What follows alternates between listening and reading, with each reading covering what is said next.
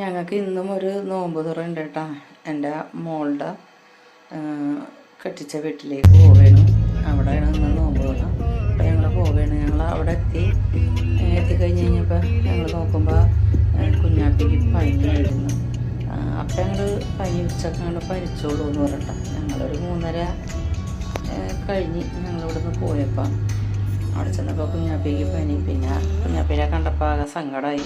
അവൻ തളർന്നൊക്കെ കിടക്കായിരുന്നു. പിന്നെ അവിടെ പിള്ളേരുണ്ടായിരുന്നു, അവിടെ നാത്തൂൻ്റെ പിള്ളേരുണ്ടായി, നാത്തൂനും ഉണ്ടായി.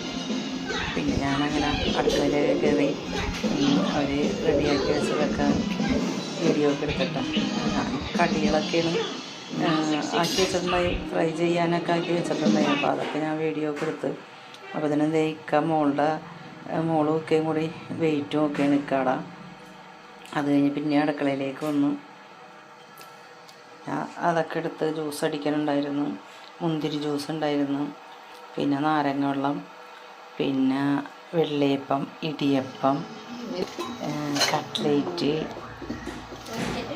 ഉന്നക്ക, അങ്ങനെ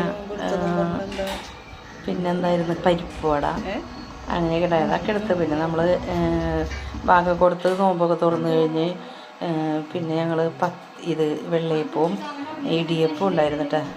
ചിക്കൻ കറി ഉണ്ടായിരുന്നു, ബീഫ് സ്റ്റൂ, വെജിറ്റബിൾ സ്റ്റൂ ഉണ്ടായിരുന്നു. പക്ഷെ അതൊന്നും ഞാൻ വീഡിയോ എടുത്തില്ല കേട്ടോ. ഞാനതൊക്കെ അങ്ങോട്ട് വിട്ടുപോയി. വേഗം തിരിച്ച് വരാനുള്ള ആ ഒരു ധൃതിയിൽ അതൊന്നും വീഡിയോ എടുത്തില്ല. പിന്നെ അതെ ബാങ്കൊക്കെ കൊടുത്തപ്പോൾ നോമ്പൊക്കെ തുറന്ന് അങ്ങനെ ഭക്ഷണമൊക്കെ കഴിച്ച് കഴിഞ്ഞിട്ട് ഞങ്ങളിങ്ങോട്ട് തിരിച്ച് കളമശ്ശേരിയിലേക്ക് പോന്നിട്ടാ. അപ്പോൾ മോളും ഞങ്ങളുടെ കൂടെ പോന്ന്. അവൾ ഒരാഴ്ച നിൽക്കാൻ വരാൻ വേണ്ടി നിൽക്കണമായിരുന്നു. അപ്പം ഞങ്ങൾ നോമ്പ് കഴിഞ്ഞപ്പോൾ അവളും കൊച്ചും ഞങ്ങളുടെ കൂടെ പോന്നു. 8:30 മണിയൊക്കെ ആയപ്പോൾ നമ്മൾ ഇടിയപ്പവും വെള്ളയപ്പവും ചിക്കൻ കറിയും ബീഫ് ഫ്രൈയും beef vegetable stew, chicken fry എല്ലാം കൂട്ടി നമ്മൾ ഭക്ഷണമൊക്കെ കഴിച്ചിട്ടാണ്.